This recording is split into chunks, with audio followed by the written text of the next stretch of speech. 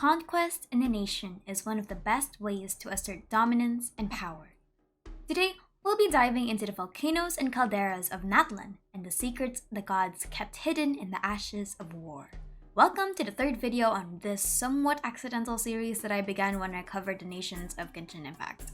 A brief disclaimer though before we begin with the video proper. Natlan is the least known region in the game, having no known NPCs and being the last nation to ever be mentioned in dialogue.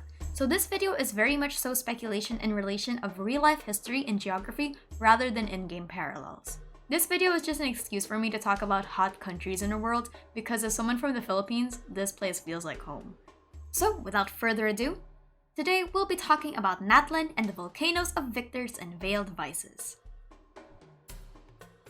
Natlan is known as the nation of fire to the west.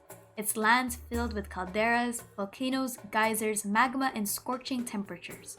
According to the hot springs owner in Inazuma, they derived their inspiration from the natural hot springs in Natlan that were known for their calming and restorative nature. War and conquest are the primary bouts of power in Natlan, and they take pride in their ability to fight and survive with the might of 1,000 men, and would perform rites of combat and celebrate victories in the name of their archon. The children of Murata are one of those tribes, those blessed by the Lady of Fire herself with fiery red hair and immovable battle prowess. Vanessa was once a member of this kin. The Archon of Natlan is known as the Lady of Fire and the God of War, locally known as Murata. The name Murata is most likely on the same connotation as Rex Lapis and Raiden Shogun, where it isn't actually the Ars Goetia name of the god. Not much is actually known about the Archon except that she believes in sacrifice for a dream, and that she's searching for a wish that has not yet been achieved. Genshin Impact is known for using a mixture of cultures rather than just one. An example of this is Liyue and the Yakshas, and Mondstadt and Nordic mythology. There doesn't seem to be just one country for reference, so we can use this as an umbrella criterion to find which cultures we're going to be looking at. First is location. It's fair to assume that Natlan is based off of the Pacific Ring of Fire. The Pacific Ring of Fire is a nation in the Pacific Ocean known for its many earthquakes and volcanic activity. This volcanic region encompasses several countries along the Pacific, South America, North America, and Asia. I also assume that most of the islands in Natlan are actually broken off or have rivers of magma, with real-life crevices and ravines that mirror the real-life tectonic plate movement the Ring of Fire is known for. Because of the Ring of Fire correlation, there are actually a handful of nations I believe these people were inspired by. To further specify, I believe that they were primarily inspired by the people of the Aztec religion that predated modern-day Mexico, with some theological inspirations that come from the religion of Yoruba. So, let's begin with the Aztec civilization. The people of Aztec were once from a homeland called Aztlan. The nation holds many archaeological remains that consist of pyramids, artifacts, and tents. Their art is rich in wood carvings and statues, as well as mosaic masks and agriculture, which ties into Natlan being a volcanic region. The deposition of volcanic material when broken down assists in the fertility of the soil. But what I want to primarily focus on, instead of just the civilization, are the gods they worship. Because going from what Aztec mythology lies, we can actually derive several inspirations for the Pyro Archon herself. Let's begin with 6 things I believe will be present in Natlan based on historical correlation. First is that Murata will be based off of the Aztec gods rather than just one. Specifically, she is the god of war and sun. The Aztec pantheon is comprised of a lot of gods, and I believe that these gods comprise of what Murata is supposed to represent in the lore of Genshin. Huitzilipochtli is one of 2 principal gods of worship for the Aztecs and is usually represented as either a hummingbird or an eagle. The name actually plays further into the theme of resurrection that Chapter 5 is known to be about. Aztecs believe that dead warriors were reincarnated as hummingbirds. What is also interesting is that Venti says that people perform combat and ceremonial rites in Murata's name, which parallels the ceremonial rites performed for the sun god because they believe sacrifice is a form of sustenance. Now, I'm sure that it isn't human sacrifice in terms of Genshin. I hope they don't go that far into the inspiration, but what I believe it to be is sacrifice through the art of combat. There is a lot of ego symbolism that mirrors Huitzilipochtli's rule, and we can see in the manga that Vanessa is represented by an eagle. While it is most probable that it is her own individual representation, it can be interpreted as a symbol of the children of Murata, or the line of kinship that Vanessa was birthed from. Warriors who died in battle were called the Kuatika, or the eagle's people, and burnt into the Kwashikali, or the eagle's vase. Sacrifices of human life are usually taken from the losing sides in war, which could embody what Dainsleif says.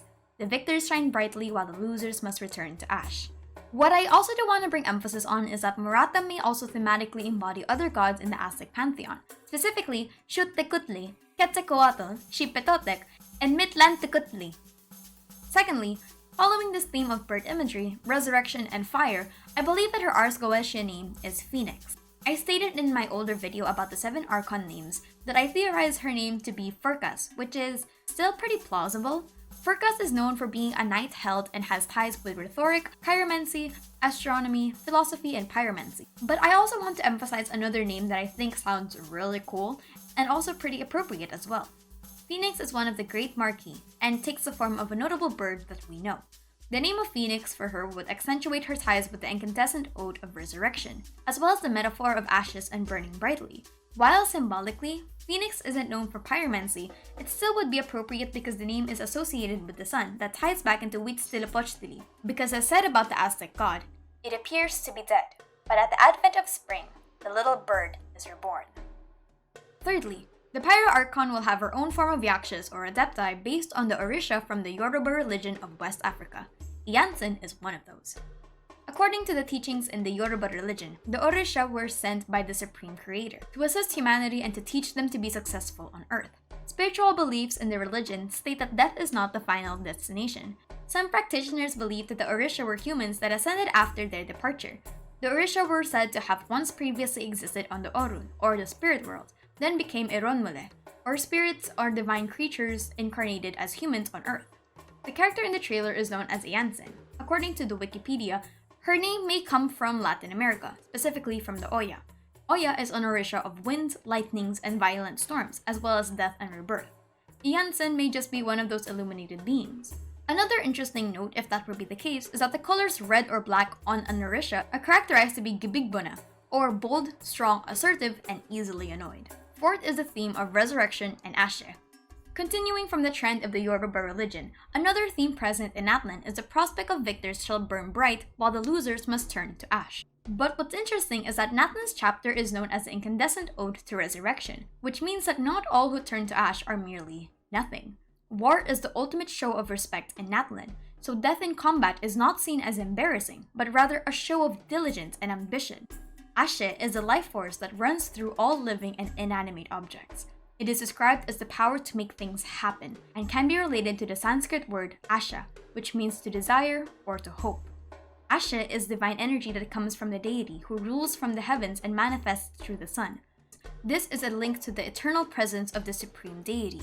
I believe that whatever religion the people of Natlan respect closely ties with the prospect of rebirth and ascension. Because fifth is the prospect of divination and consultation in religion mirrors Murata's revelation for the traveler. In traditional African religion, there's a lot of usage of nature and animals in order to connect humanity with the divine. African religion embraced natural phenomena and believe significance to divination. Sacred divination in their religion is similar to Monas who uses a particular substance, except this time they use plates made of wood, strips of leather, stones, and bones. Dainsleif's lines about the Natlan region hint that this is the most important godly perspective the traveler needs, especially after seeing the injustices of Fontaine, Sumeru, and Inazuma, and the passivity of Mondstadt and Liyue. Unlike the other ideals that are very noble, war lies on a great line. On one hand, it invokes bloodshed and violence in the name of survival, but on the other, it's a sign of sacrifice, loyalty, and pride. Having this perspective, and whatever secret Murata will be giving us, will be the crucial transition needed for the traveler to begin realizing the Sarita's goals for Chapter 6, and cement the need for why the traveler needs to go to Snezhnaya even though the Fatui have been their enemies from the very beginning. And lastly is that the Pyro Archon will reveal the reality of the Cataclysm, specifically the war between Celestia and Conria, as well as share with them the reality of the war that Tsaritsa will be planning to rage on. We can rightfully assume that war in this perspective is not wholly barbaric, and we know that Murata respects those that can fight for who is right and who is just. While Venti says that the Pyro Archon is a wayward, warmongering wretch, can we really trust Venti's harsh criticism when we know that he has a biased opinion? So because of that, I believe that the Pyro Archon inhabits both aspects of war, the cruelty of battle and the logistics of starting one. Out of all of the 7, I believe she would understand the best just what is gained and lost in war. She objectively would have the best understanding why Celestia waged war on Conria, what Conria did, what were the sacrifices that needed to be made, and what were the conventions that needed to be followed for the war to be justified. Regardless of how unsettling the cataclysm from 500 years ago truly was. So, that's all my predictions and ties for the nation of Pyro, my take on the possible inspirations both mythologically and culturally. If you want more videos like this, please consider subscribing, because my next video will be about the city in the sky, and everything we know about them at the moment. But regardless, my name is Aster, and thank you for chilling with me.